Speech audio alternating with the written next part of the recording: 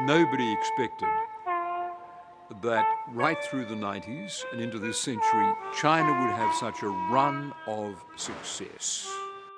Well, China basically defies many of these predictions that if you don't reform your political system, then you will collapse.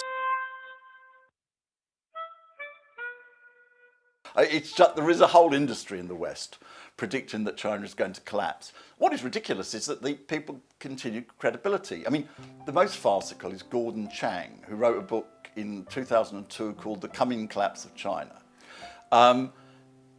Okay, China hasn't collapsed. The problem in the West is that they had a wrong theory of China. They thought that China's economy should not succeed. When the facts went against that, instead of examining the facts and saying, well, why is our theory wrong? We predicted that China's economy would not grow. There would be a big disaster in China. Our theory was wrong, therefore what's wrong with our theory? They're tempted to deny the facts. They say our theory is right, China hasn't really grown, or China hasn't really improved its social conditions, or perhaps if they can't get away with that, because China's had the world's most rapidly growing economy for the last 38 years, they say, well, it's about to collapse. It will collapse next year. And then when it doesn't collapse next year, they'll say that it'll collapse the year later, right? That's not got anything to do with science, and it's what I call fantasy literature. I think the modernization of the Chinese economy, driven by Chinese leadership since Deng Xiaoping, the great Deng Xiaoping, has been the most successful revolution in world history. Yeah, the biggest change is that China has had the year after year of high economic growth. Back when I was watching the emergence of Deng Xiaoping and his reforms, nobody expected that right through the 90s and into this century, China would have such a run of success. No one expected that.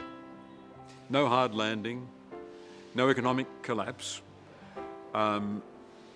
public support for hard measures like the reforms of the state sector in the 1990s. I mean, nobody could have expected such success.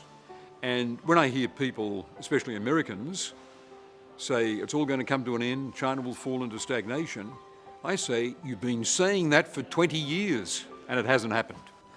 Well, China basically defies many of these predictions that if you don't reform your political system, then you will collapse. And if you don't reform your economic system in a way they want further marketization, then you will encounter a lot of problems. But on the other hand, this kind of predictions of doom may underestimate the resiliency of the present system in responding to this crisis or these issues that accumulate from the lack of reform.